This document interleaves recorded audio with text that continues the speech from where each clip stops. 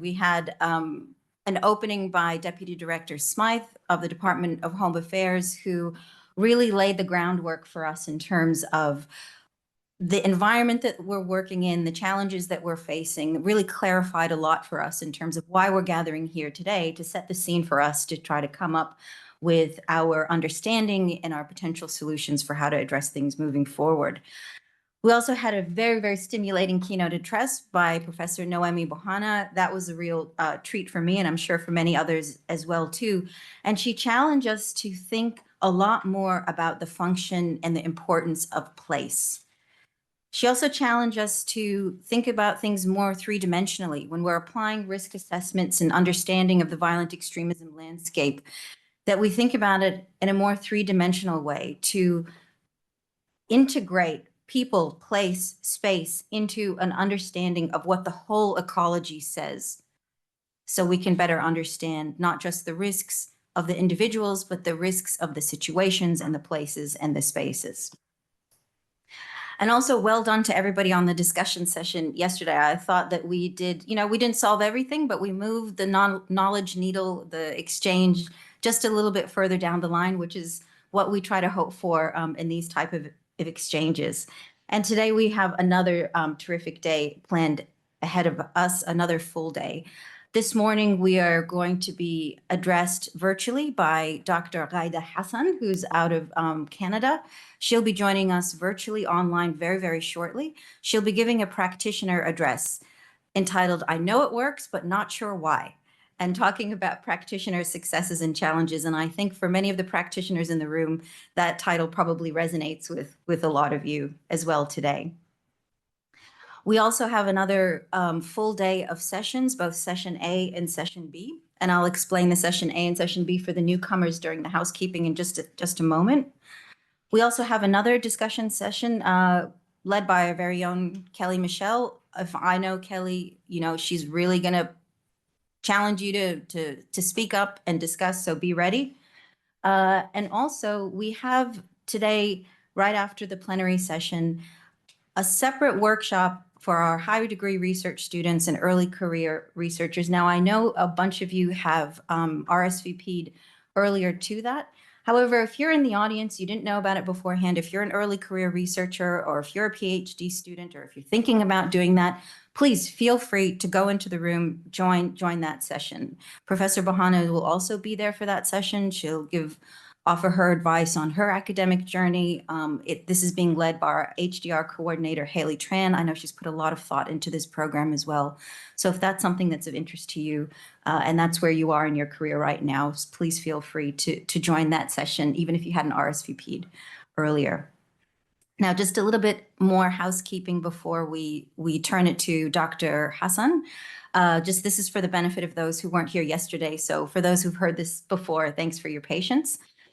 We have a number of breaks throughout the day as well. We have morning tea, afternoon tea, lunch and afternoon tea. We'll signal those after the end of the sessions. What the day today is going to be a mixture of plenary sessions where we're all meeting like this, and then for presentations, we'll be split up into the session A and session B. It'll be very similar to yesterday. The room will be split in two. This will be session A, this will be session B. The entrances are around the corner, and there'll be folks to guide you to get into them if you are not familiar with that and weren't here on day one. Similarly, around things like if there's an emergency, there'll be an alarm sounded. We'll follow the instructions of Deacon Downtown. We ask that you keep your phones on silent so we can remain engaged and the presenters aren't interrupted. There's masks and sanitizer if you'd like that. If that's something you'd like to access it, please go to the Deacon Downtown team and they'll help you. And we're also going to be assisted by all of our terrific volunteers who are there making everything run smoothly on day one. They're going to do the same thing for day two. So please reach out to them if you need anything. They'll be assisting the chairs with Q&A sessions as well too. And last but not least, this evening, I hope that you will be able to just stick around for a little while so we can engage with each other on our evening networking reception. It's just going to be right here outside, just some drinks and canapes. It'll allow just a little bit more casual, informal get together for all of us to just keep the conversation going further and to get to know each other a lot better, because this is one of the great things about the symposium is that we're getting people from across jurisdictions. So there might be folks that you haven't seen in a while or you've always wanted to meet, and the networking reception will be a great way to do that. Now, without further ado, I want to introduce our practitioner special address, Dr. Ghayda Hassan. Bear with me one moment while I pull up her bio. Dr. Ghayda Hassan is a clinical psychologist and professor of clinical psychology at UQAM University in Montreal. She is the director of the Canadian Practioner Network for the Prevention of Radicalization and Extremist Violence. She's also the UNESCO chair in the Prevention of Radicalization and Extremist Violence, and she currently sits as the chair of the Independent Advisory Committee on the Global Internet Forum for Countering Terrorism. She's a member of the RCMP Management Advisory Board, was a member of the Expert Advisory Committee on Online Safety in the Ministry of Canadian Heritage. She's a researcher. She's a senior clinical consultant in the Sherpa substream for the Research Action on Radicalization and Social Suffering within Montreal, and she's done many systematic reviews, research, and clinical activities centered around 4 main areas of clinical cultural psychology: social suffering, intercommunity relations, hate, racism, extremist violence, intervention in family violence and cultural diversity, identity, belonging, health of children and adolescents from people of various ethnic backgrounds, and also working with vulnerable immigrants and refugees. Now, that is an incredibly long list, which speaks to the outstanding experience of Dr. Hassan. I also know that Ghayda told me that she is wanting and wishing to, after her address, to really have a robust Q&A and discussion with everybody. So get your thinking caps ready, get your questions ready. She's a wealth of knowledge, a wealth of experience, a wealth of practice. So Dr. Hassan, welcome, and thank you so much for joining us virtually. We hope to welcome you soon in Australia. Thank you so much. I hope everyone can hear me and see me on a big, small screens. I don't know. I really, really wish I were with you personally. I've never been to Australia. I would have loved to be there, but unfortunately circumstances made it that I cannot be there. Sorry for the lighting. We are actually yesterday night for you, so we're still Tuesday, end of day. It's almost 6-ish, and as you know, November is fall here. It's a very dark month, so I don't know if you're seeing me clearly. I have a PowerPoint to share with you, so I'll go ahead and share my screen, and I'll put it on full screen mode. So if you can't see it, I hope you're seeing it. Let me know if you can't see it.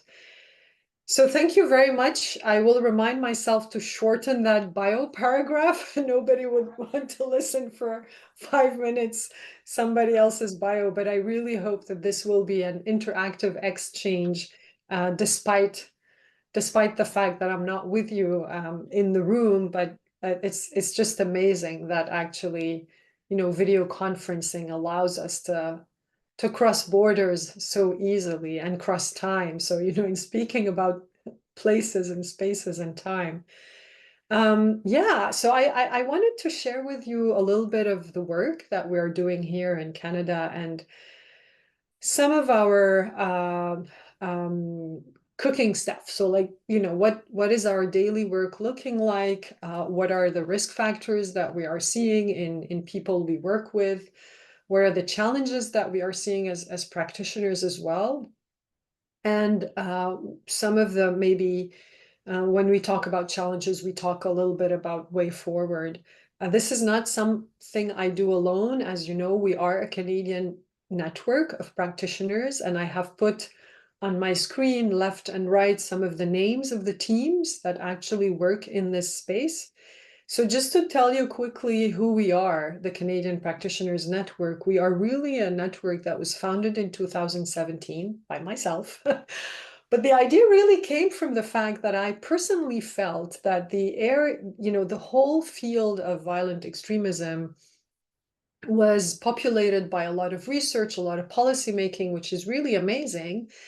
But I felt that us practitioners, and I'm putting my practitioner hat when I'm saying that, we are working directly with the clients, and we are alone and we're isolated and often work in underfunded teams and underfunded structures.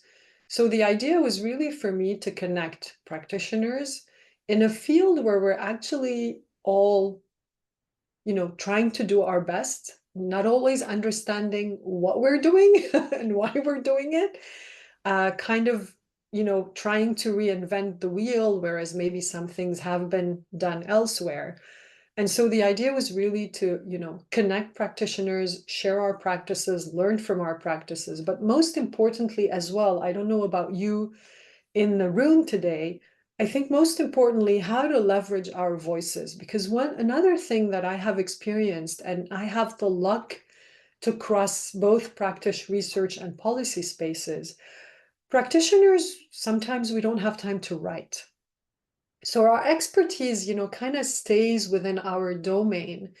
And sometimes we don't feel comfortable talking in policy environments or in research environments as well, and carrying our voices and carrying our expertise and our knowledge and connecting it with the research knowledge.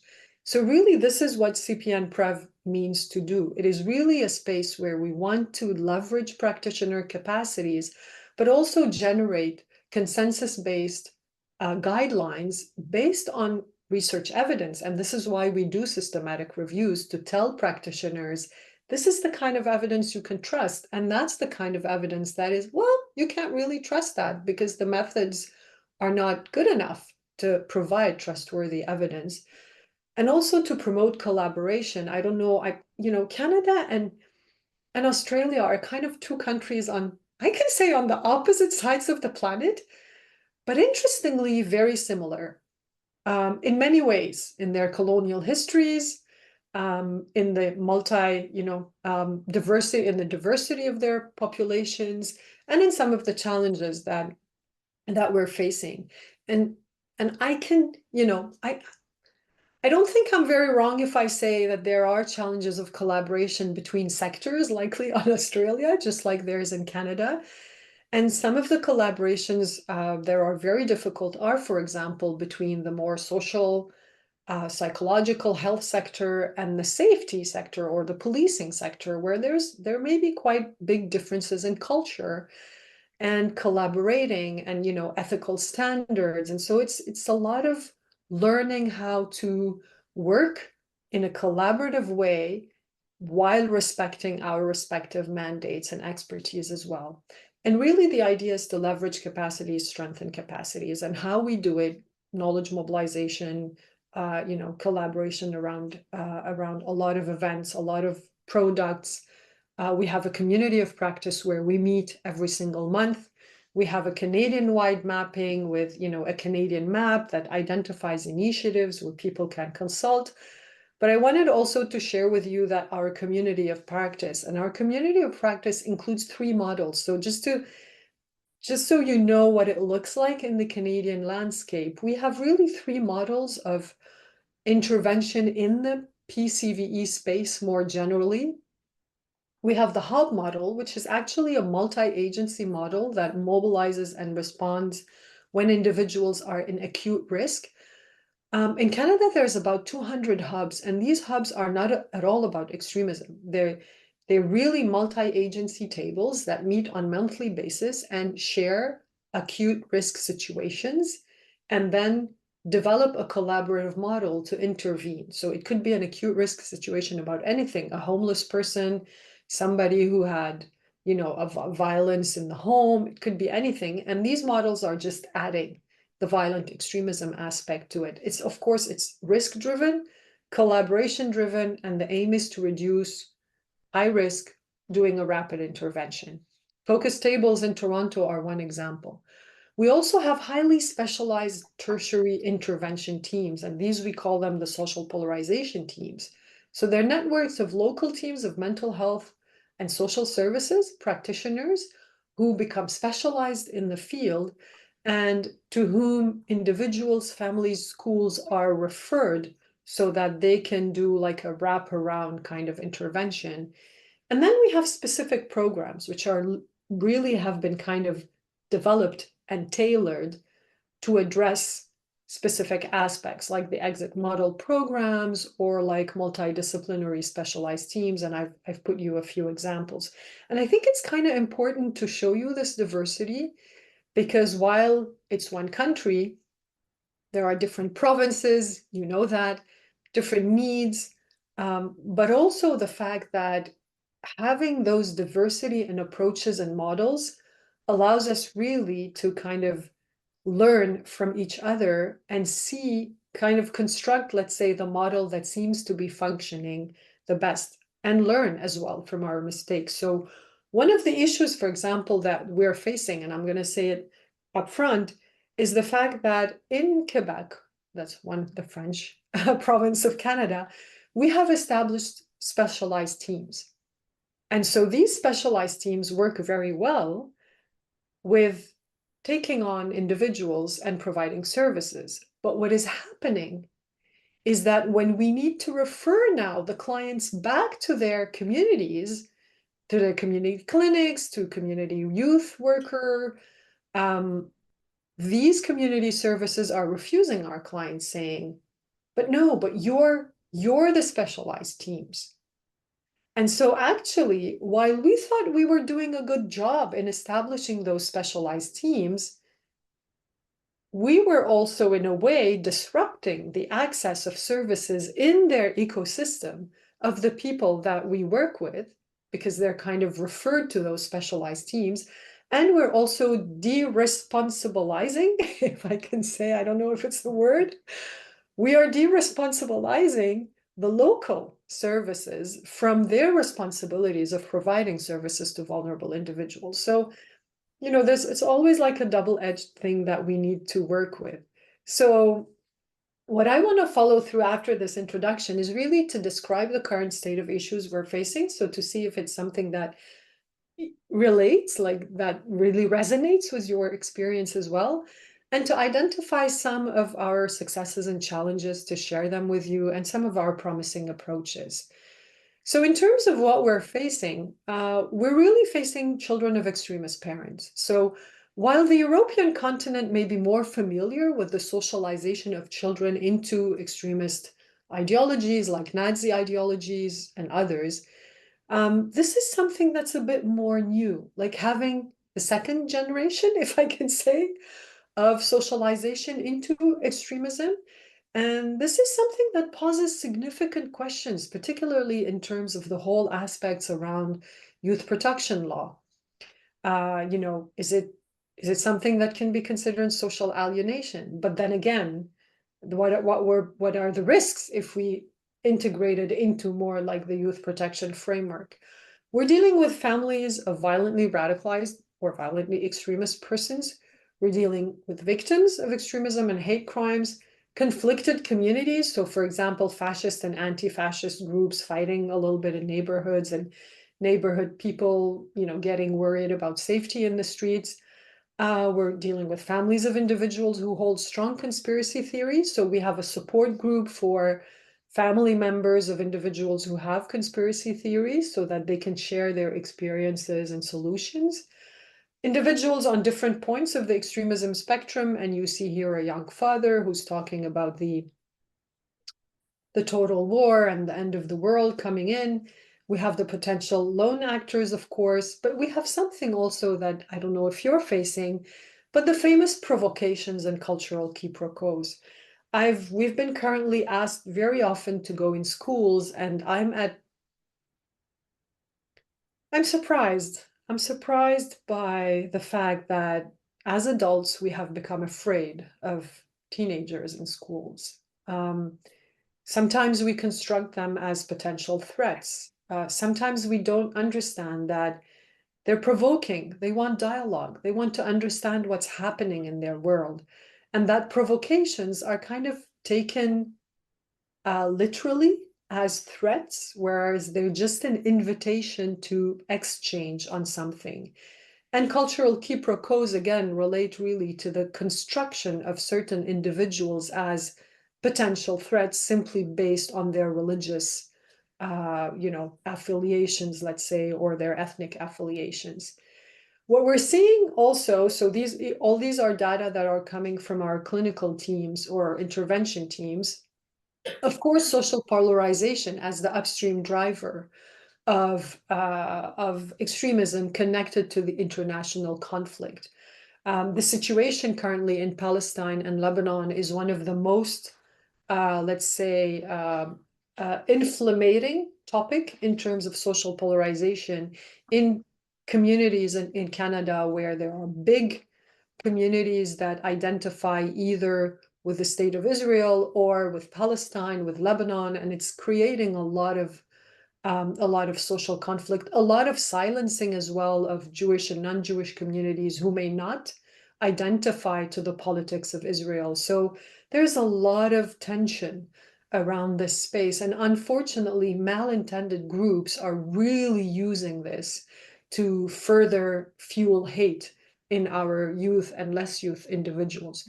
We have growth in ideologically motivated violent extremism, some stability in religiously motivated violent extremism, although this is an upper wave with the current conflict in the Middle East. We have blurring of, we don't have those classical ideologies that we used to have before. So we tend to refer that in Canada as grievance-based. Like it's the easy way out, right? Impossible to understand what ideology because people pick and choose. But one thing is common, grievances, common to all the clients. And so we like to think about it as grievance-based violence or grievance-based extremist violence.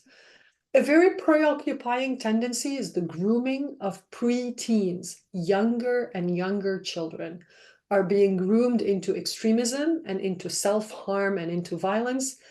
And one of the issues that I really would like to invite us collectively to think with the invasion and intrusiveness of the online environments in the most intimate of our spaces is the socialization into violence, the socialization into the normalization of violence, and the desocialization of our children and teenagers from pro-social values.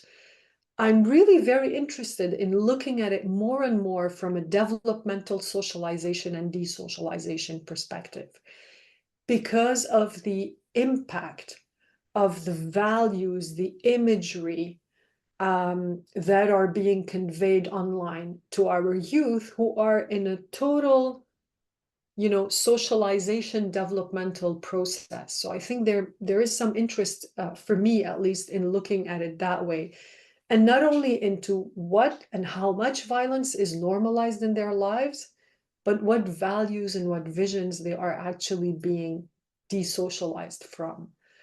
And I think this is like two things that really go hand in hand. I want to share with you some client risk factors. I will not go through the list, more than happy to share my PowerPoint, but I really wanted to highlight some of the things that we see come out often is the significant social skills deficit and emotional regulation deficits in some of our clients or difficulties. I don't want to use a pathologizing discourse here, but you can read it. Significant mental health distress, unfortunately, trauma, interpersonal trauma, war trauma is a major part. But also our clients are kind of overrepresented in the autistic spectrum scale simply because they cumulate other risk factors like social exclusion and kind of sometimes some struggles with empathy or some struggles in having very, very, very sophisticated cognitive complexity. Social adversity. So I've highlighted in bold disengagement, disengaged with social participation markers, employment, school, leisure activities, but not just disengaged, disconnected from significant interpersonal relationships and community supports.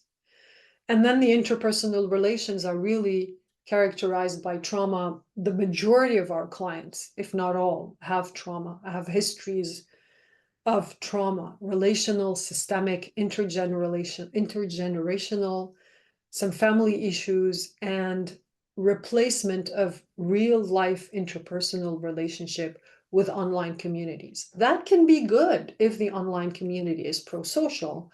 The problem is that the replacement is with online communities that kind of drive them further and further into the extremism or into the hate or their grievances. Fortunately for us practitioners, when I started working in this field, I was like, yeah, I'm a cultural psychologist. I come from a background of mostly working with victims of gender-based violence and war. And it's working with war that kind of brought me in this space. And I was like, how on earth am I going to be able to work with the clients? How on earth am I going to understand? Like, this ideology thing just scared me so much. I know nothing about ideologies, and I'm not like an ideology expert. But the thing is, when you look at the needs of the clients, I am sure these are things every single one of you around the room feels familiar with, feel empowered to work with. They are basic needs: mental health support, advocacy, food security, housing security, educational support, dealing with the justice system or with criminality. One of the interesting things is about mentoring, needing to have someone who's kind of like a big brother, big sister, who can guide you a little bit through life and open that reintegration steps again. And most importantly, as that 15-year-old boy says it, a purpose to their life, something that they feel they are connected to. And definitely not the purpose he mentions, but how to find that pro-social purpose. And so that kind of reassures us, which kind of brings us to, what are we doing? The answer is, I don't know. We're just doing it. What we're doing is basic, but I do want to share with you kind of some of the models that we're relying on. So we rely on the fact that to do what we do, we have to cross all levels of the prevention space. Yes, highly specialized team in the tertiary prevention level, but we need to work on secondary, pre-risk environments, general prevention, and more global prevention. But most importantly, we need our prevention practices, if they want to be wraparound, to cross the entire spaces, from the private space to the relational, to the community, and to the public space. And we work in every single one of these spaces. We have online interventions, one-on-one, in the private space. We have family interventions, community. We work in schools, and we work in terms of policies and even kind of, let's say, social media. In terms of demystifying the intervention process, really, what we find is that our interventions are not highly exceptional. They're really not extraordinary. What seems to work in other areas like gang exit, just mental health services, works here as well. But specialized training is needed because of that extra feature of extremism, grievance, and some form of fascination with violence. And so this is, I guess, where that extra training is needed. And currently, one other area that we are in desperate need of is addictions. And not just drug addictions, cyber addictions. We really are evolving now in an environment where there is a special relationship to the violent content online that is becoming like a cyber addiction. We need to add those experts in the conversation. Our programs are largely in line with the diversion programs, right, from the criminal justice system. And they are really those that, what seems to work is to adapt the interventions to the risk, need, and responsivity model. So the higher your risk, the higher the needs. And if there's high responsivity, then you intensify. You need intense interventions. If you have low risk, high responsivity, rather lower need, you can do less intense interventions. They can be a little bit less frequent. So when we're playing with that trio, the risk, need, responsivity approaches, I think it's providing us a good ability also to distribute the resources in our teams. Some interventions need almost daily interactions, and some others don't because of that variation in the risk needs and responsibility in terms of our client. I don't know about your experience. In our experience, ideological discussion is really not foundational. Our programs in Canada are not de-radicalization program. They don't primarily aim at changing the way people think. They aim at disengaging them from violence, and they aim at reducing, I can't find my English word, it's the French word that comes to my mind, but it aims at reducing the intrusiveness of the ideology on the other spheres of life, if I can say it this way. In French, we say the word emprise, which means as if something is taken, you know, it's wrapped. So the ideology is not everywhere anymore in a person's life. We're just kind of undoing a little bit and giving it a small space in the other areas of the person's existence. So I think what has been helpful a lot is really the fact that we have created response referral diagrams with most of the partners we deal with, exactly to avoid panic-like responses and very quick reactive responses. So we have a kind of diagram where okay, who are you going to call first? How are we going to discuss this before we move and call the police, for example? Multimodal interventions work because they lead to risk reduction in most cases, and again, disengaging in violence as an aim. We're facing challenges. I'm going to go quickly. I don't know the time, but some of the challenges we're facing is really around evaluation. So again, we know it works. We don't know why, because we don't have so many evaluations yet of our programs. And we don't know too much how as well. We kind of know what works though, like, you know, from practitioner knowledge, if I can say, but we need to put that now into evaluation. However, we cannot do this work if we haven't sat together and thought about the ethics of evaluation, the challenges and the ethics of data collection in our field, and thinking about the different aspects of evaluation. So what you see on your screen in green is really about those different variables that we would be looking at in terms of evaluating, but also in terms of data collection and in terms of more long-term follow-up.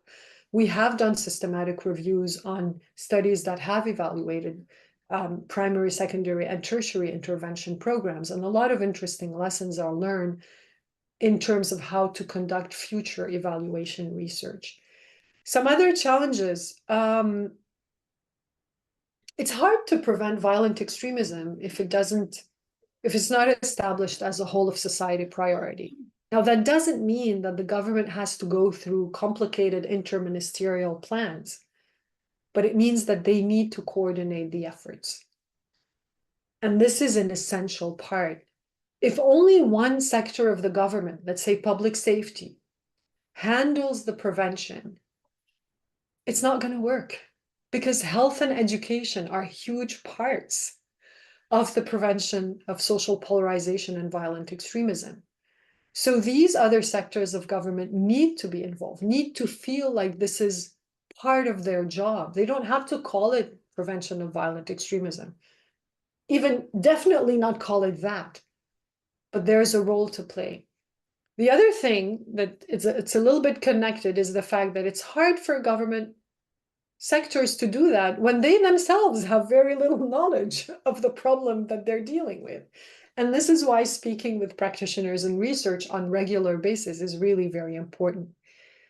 A significant other challenge we're facing is the collaboration between security and non-security actors. There's nothing that kind of establishes a rhythm of collaboration. It's so much dependent on interpersonal relationship, people who like each other, who like working with each other, who trust each other. That's great. But what one of these people leaves, we have to restart the whole process. And it's been very taxing. It's been quite difficult. And so we need to think about those collaboration practices and some guidelines around. We're actually working at it at CPN, trying to find some collaboration guidelines. Money, always an issue. we need sustainable funding, right, for our programs. But most importantly, I think we need to have a specialized teams for sure, but we also need to build capacity throughout the mental health, psychosocial services system. The specialized teams are for those tougher cases, if you want, but then every professional who works in the field of care can develop some additional expertise around that, and they may have a role to play. Again, from a public health perspective, I'll be ending with it. We, of course, need to refine our approaches in rehabilitation, and we need to evaluate our programs that you see here. Two other important challenges that we're seeing in Canada is the fact that we need to extend the reach of our programs outside of urban areas where there's very little support, and we need more capacity at the primary level prevention, that is education, community, and employment. Across many of the interventions that our teams do and many of the trainings our teams do, and that's because maybe because I'm a cultural psychologist and it's my thing, but I really have noticed that in terms of intervention, I'm not talking about the severe case of somebody who's, let's say, an incel person who is planning an attack. That's not it. I'm talking about the bigger numbers, which are in the secondary and the primary space. Principles of public health, principles that promote and protect the health of the people and communities and reduce vulnerability factors strongly apply. But I've noticed also, because many situations have deteriorated from simple, I'd say social polarization, have deteriorated into more provocation and more rigidity in people's positions, opening the door to extremism, because we have not decentered ourselves in the practice, because we have not encouraged collaboration and complexity, because we have not thought critically about the problem or even encouraged actors in the environment to think critically, to open multiple perspectives, because we have come from an oppressive framework where we have constructed vulnerable people as potential threats, where we have constructed communities entirely as potential threat. We have fed sometimes from our practices the risk factors to these phenomenon, because we have not come from a trauma-informed perspective where we were trying to fix a problem instead of looking at what has happened in the trajectory of a person. And this is not to justify what people think and justify their ideologies. It's just to say that sometimes our practices have backfired because we have not been informed by very important approaches in the prevention work that are key approaches if we want to reduce vulnerability factors to violent extremism. And so these are, I think, I have been noticing that these perspectives are perspectives that I've been needing to put more and more in the training and in the prevention work, particularly in the education sectors and the community spaces. And hopefully it will at least help, work a little bit on reducing the social polarization as one of the biggest, to my perspective, driver for grievances, because social polarizations are often connected to social injustices. So I don't know how much time I took. I'm afraid I really hope there is time for questions. I'm stopping it at there. I thank you so much for listening to me. I know it's not easy when you're looking at a screen, but I really hope you have some questions. And please do feel free to challenge me at any point. I'm gonna, I think, stop sharing. Yeah. Did I stop? Thank you. Yes, you did. Thank you so much, Dr. Hassan. That was an incredible presentation. I feel like we were really spoiled by that one, and we have plenty of time for question. You finished ahead of schedule, which is terrific because I feel like it generated a lot of food for thought, your presentation. Maybe I can just offer just a couple of reflections about what stood out to me from your presentation while people gather some of their thoughts for questions. One of the things that really struck me was your emphasis on dealing with young people to do it from a developmental and a guidance-based approach rather than that threat risk perspective, which I think is so important. The referral issue in terms of referring people back into the community when they were dealing with a specialist thing is a challenge that practitioners have to deal with. The need for the cross-spectrum interventions across many, many spaces, from the individual all the way out to the societal political realm, I thought was really important point that you made. The focus on the client's needs, how they're basically the same, irregardless of the ideology. And that's probably something that resonates, I think, with a lot of practitioners as well. And also the essential role of coordination of government, right? That coordinating role is so important. And I love that you mentioned the hub model, because in a past life, I used to work in US law enforcement. And that hub model was one that we looked at in the United States. And it was such a, and if people aren't familiar with it, it's a really, I think, innovative practice that's been quite successful. And I was really also struck by some of the challenges you talked about in terms of dealing with people who've been impacted by either family members who have engaged in conspiracy belief. And I'd love to ask you the question about how you are finding the ability to intervene with the conspiracy belief holders themselves, which I'm sure is quite a challenge, and maybe a challenge for a lot of other practitioners as well. So feel free to use that as a first opening question, but also I'll open the floor as well too to see if there's any hands up questions for Dr. Hassan. Well, maybe we can start with that question as well. And I see a couple of hands up. Can you speak to us a little bit about how you're finding the potential or even the ability to intervene with folks who are conspiracy belief holders? Yep, thank you. That's a great question. So we do both. We support the environment around the person who has a conspiracy belief. So we provide a lot of help to the family members, parents, friends, loved ones, etc., because it's really important to preserve that space and not to sever the relationship between the person who's into conspiracy theories and the family.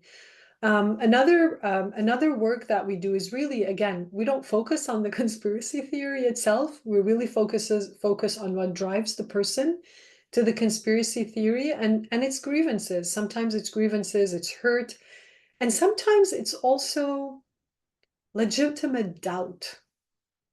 It is good to doubt things, you know?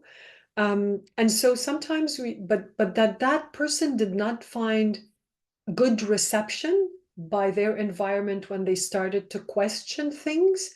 And so it kind of driven them into that direction.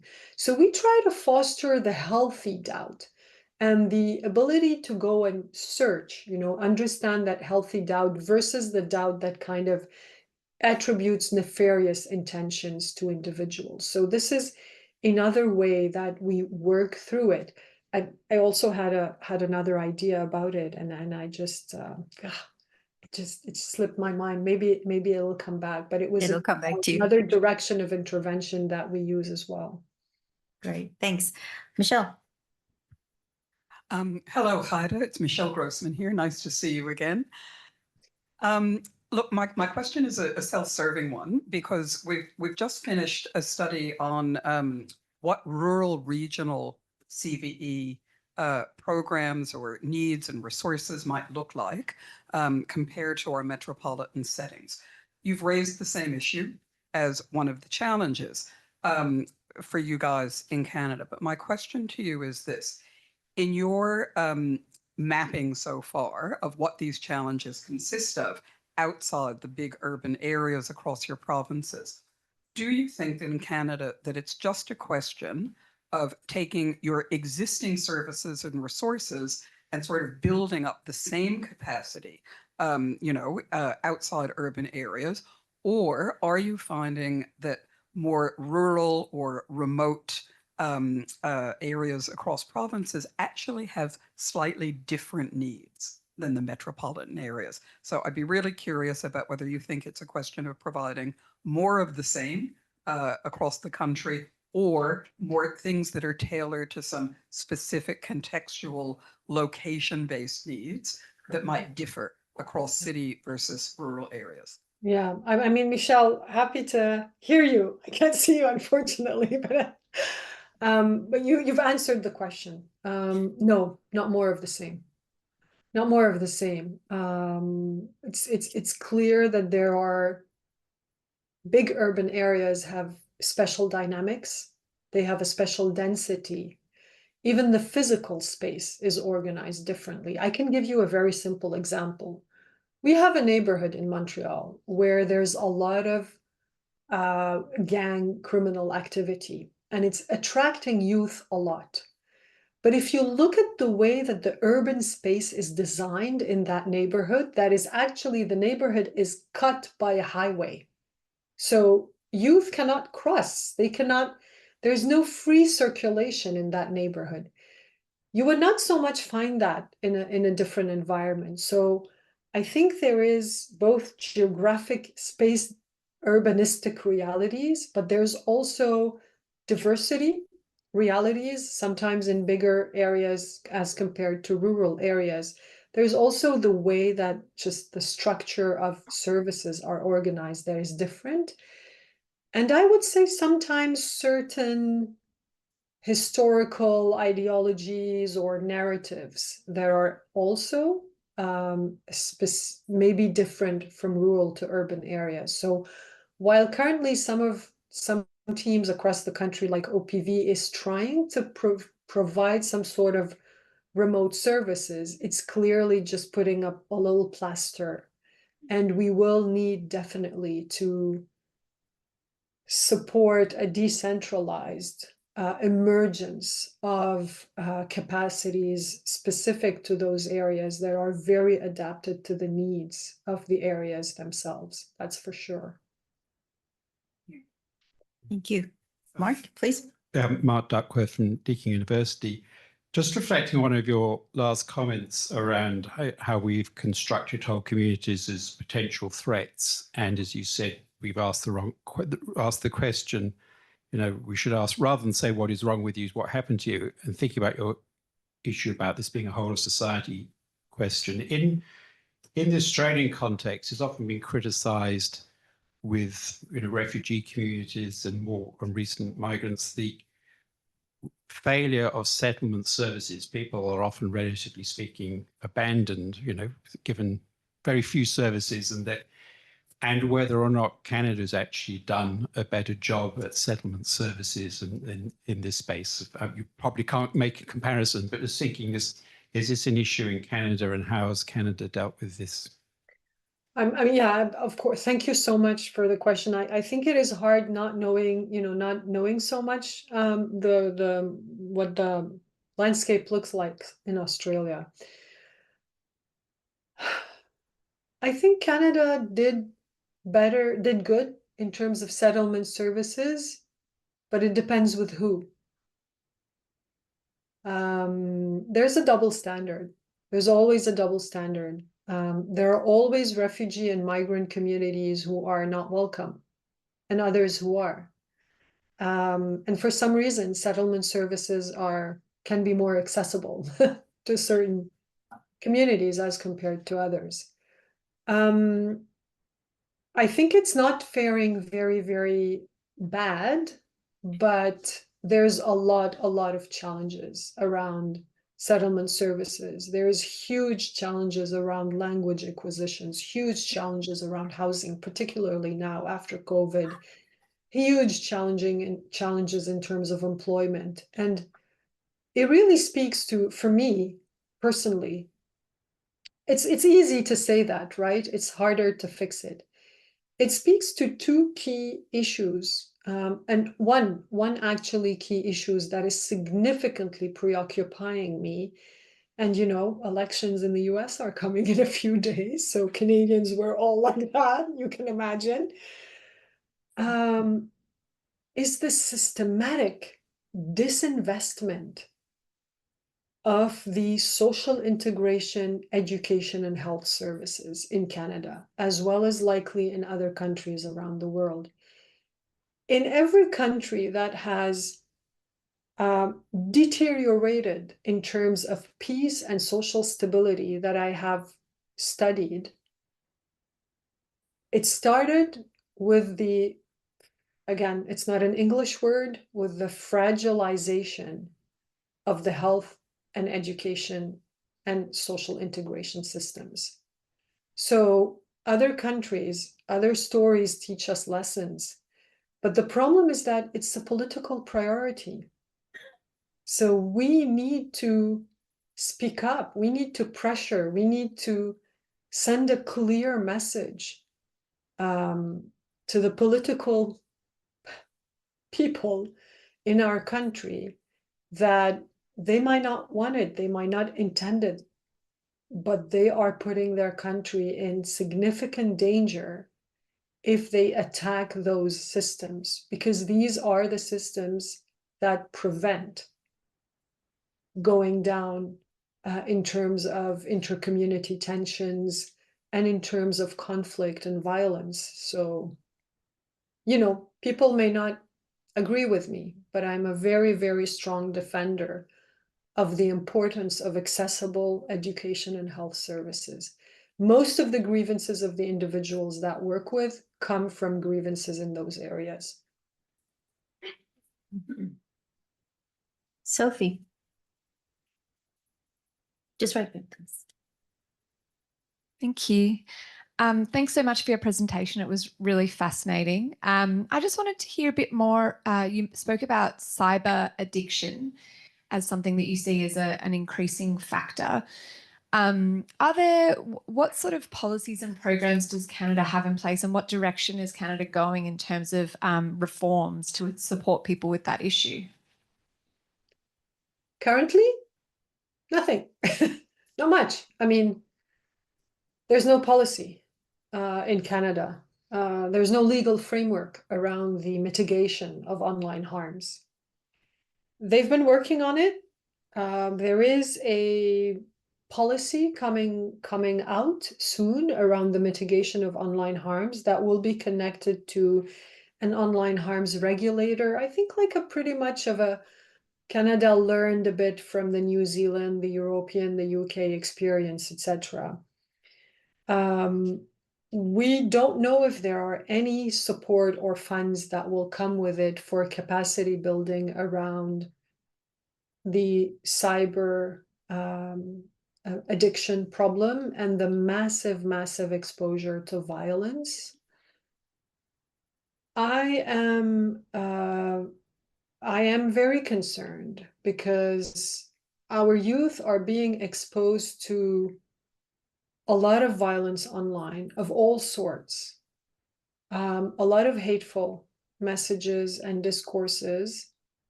And I do not think that we have developed the ability or the tools to deal with that. In schools in Canada, we don't teach about critical media literacy. We don't teach about emotional regulation in the face of the online environment. We don't teach children about online safety. Like, what does this tool mean? What do you do with it? When do you stop looking at it? When do you know that you're starting to have negative feelings because of it? And so there's nothing yet around that.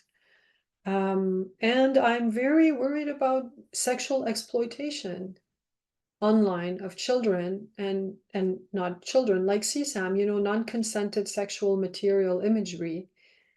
And really, I don't think that the tech companies are doing enough. They're not upholding responsibility for these actions. And I do not know how to make them work. One of the things that really flabbergasts me and puzzles me is because Canada has requested from Meta, as Meta used to relay journalistic material, they requested from Meta kind of to contribute financially in a way to the big journalistic organizations because they're using this material to relay it. And whether we agree or disagree, Meta disagreed. And the way Meta responded is that it blocked the relaying of journalistic information in Canada. So you have a private company who actually does whatever it wants in a sovereign country.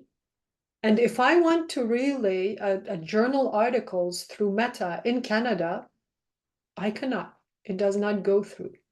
So, like, the balance of power is really problematic. And I think because in the companies, we're not talking to the right people. The people we need to talk to is the engineers and the trust and safety people. They're the ones who create the technology.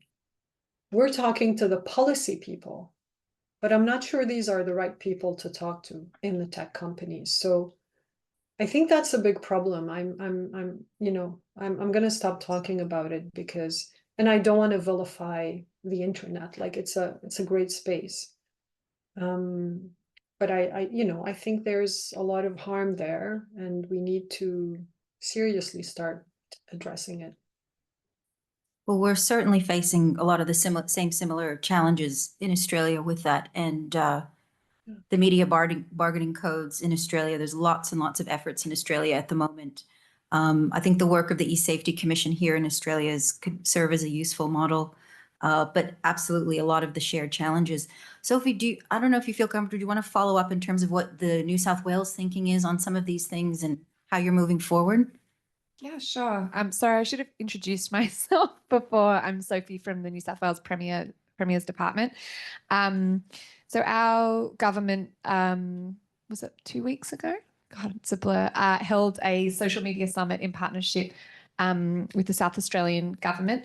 And the purpose of that summit was to sort of have a range of experts and people with lived experience, community members and young people come together and talk about, I suppose, what are the impacts of social media on our lives and on our well-being, and specifically in relation to violent extremism, hate and polarization as well for part of it. And then what are some of the ways forward that subnational governments can consider?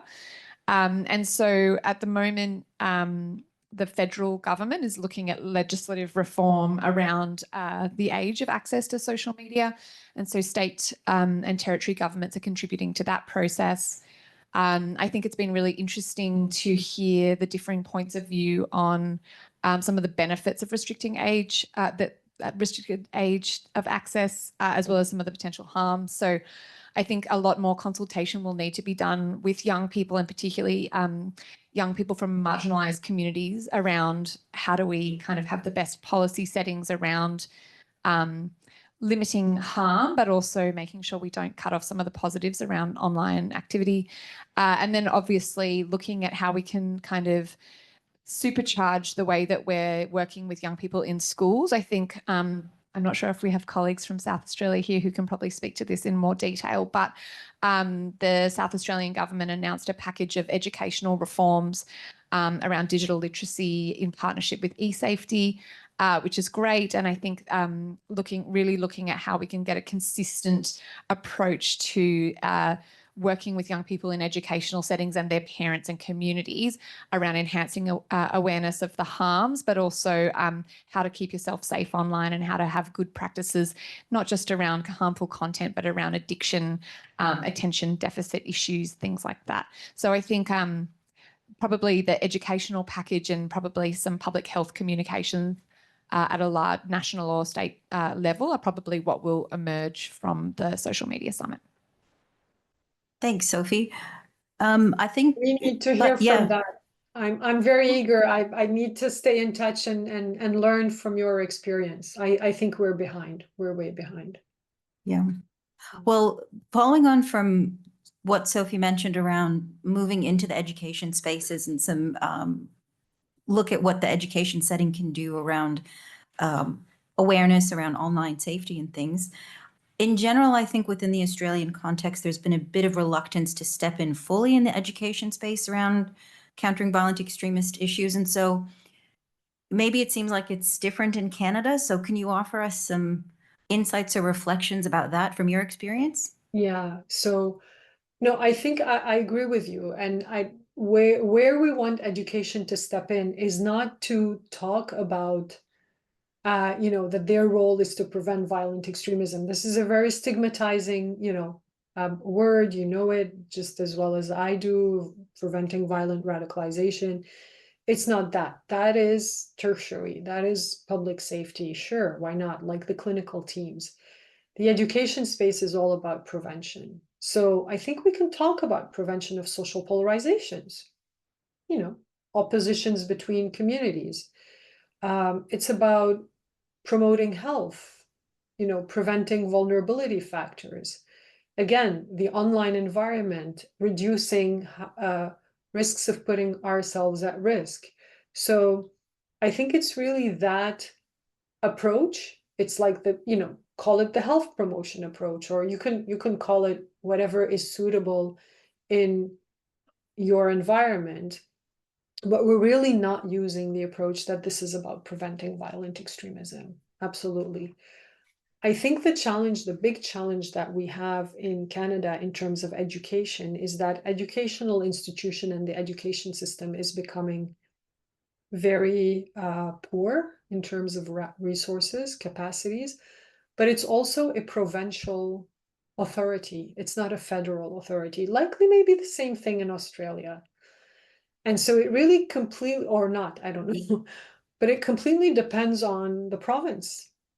And so if a provincial government is absolutely not interested in these matters, federal government can practically not do much about it.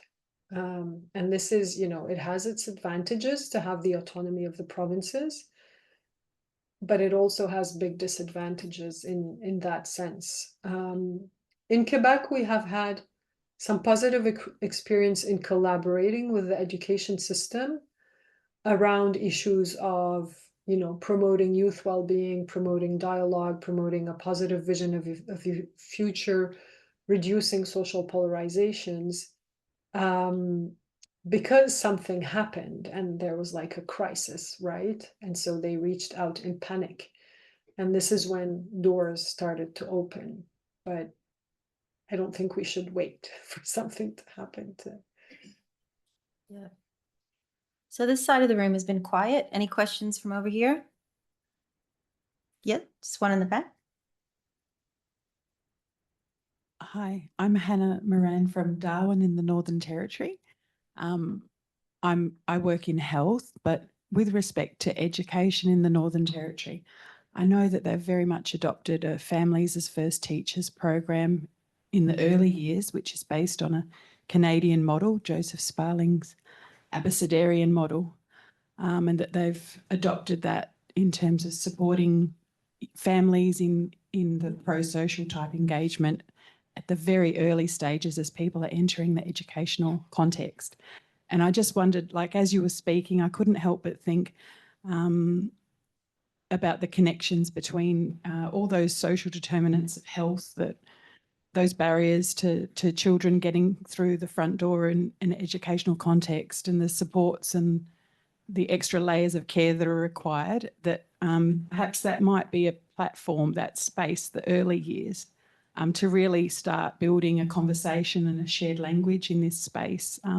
Because I found what you said really quite heartening in terms of inviting youth to speak, inviting young people to actually talk, and us holding space for them on a practical level.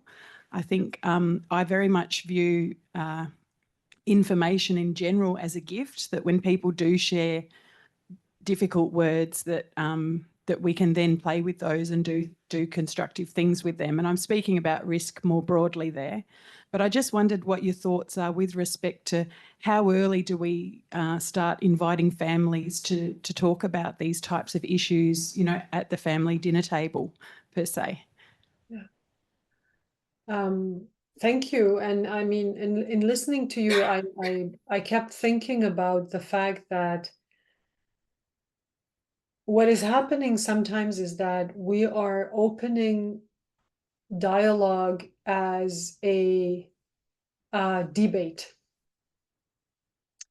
And what families, youth, but also what the First Nations systems tell us is that the youth and the families don't need debate. They need sharing. They need sharing spaces. They need sharing their experiences. They don't need spaces where we're debating ideas. And some youth have told us in the research, they said, we don't know how to dialogue anymore. We're not knowing how to engage. And they were referring to COVID and, you know, so we need those spaces. And how young, there is a model it started that way, and then I think it deteriorated. The school is within a community, and it's like an essential, intricate part of the community. The school should be an open space. It's not anymore, at least from where I am.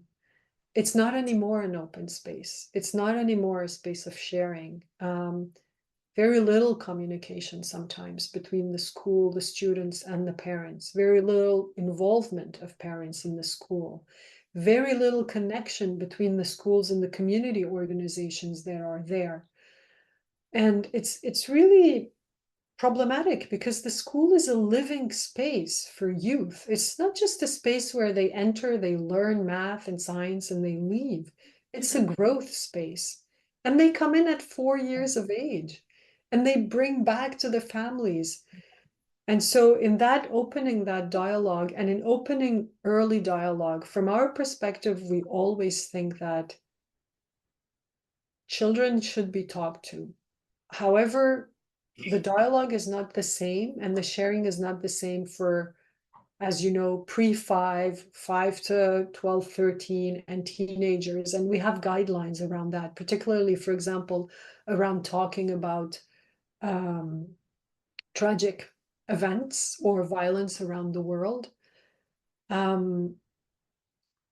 We found this as being very protective, opening the spaces for sharing.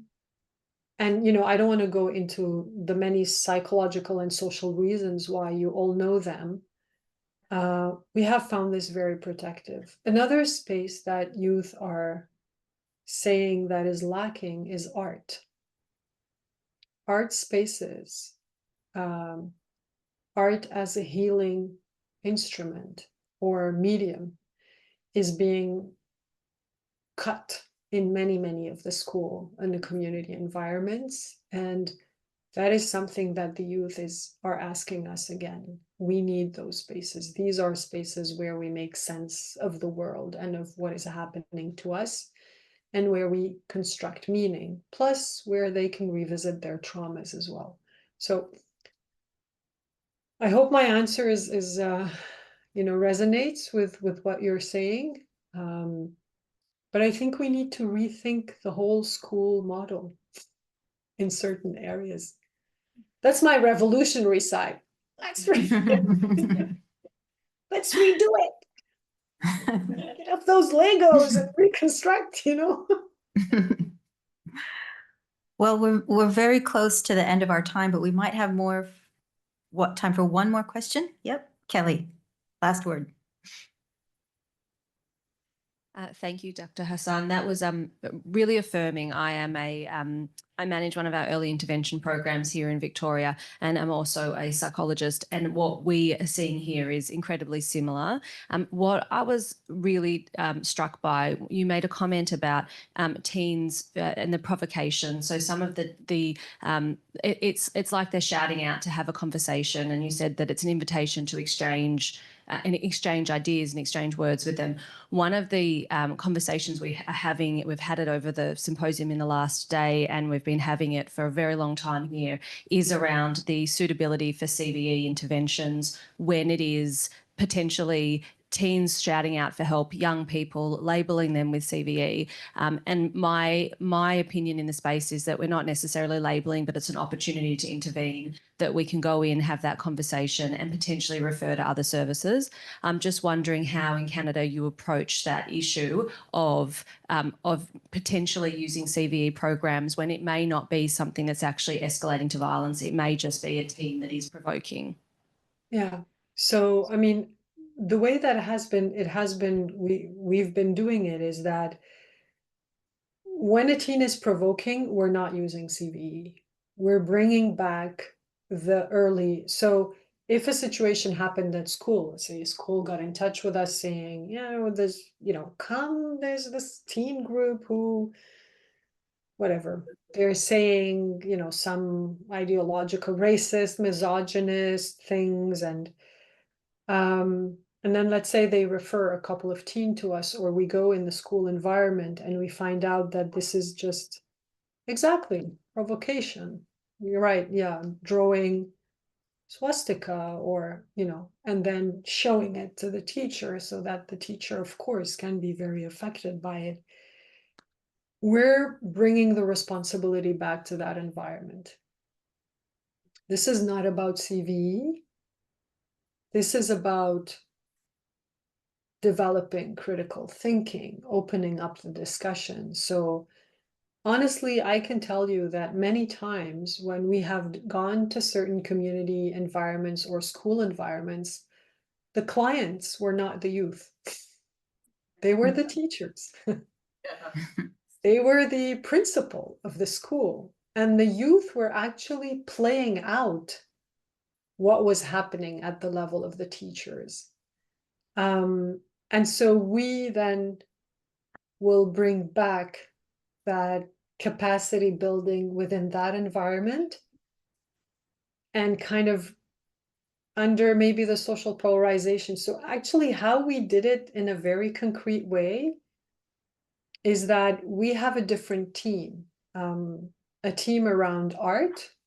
They're the school team and they're not connected kind of to the CVE. So I'm kind of saying what you're saying, like we have something to support, but it's just not the CVE team. And the reason is really because we want to confirm to the environments that you are able to work with the youth. You can do it. We can help you develop the capacity. But that also the issue is not the youth. You can easily, de-escalate the situation. And that it is your primary responsibility to handle that issue. It's not a tertiary matter. Referral is only when it's tertiary for these specialized teams. I really think it's important. And this is why I think I ended with the slide that I ended with, because I think CVE comes when those other approaches have failed. And in many situations, those approaches will help, de-escalate or resolve many of the issues. And it's the failure of these approaches that will drive a person into the trajectory. I'm simplifying a little bit, but I can easily say that in the vast majority of the cases, had we implemented these kinds of protective approaches first, things, the person may have not ended in our clinic. Well, can I just ask everyone to join me in thanking Dr. Hassan for such an excellent presentation.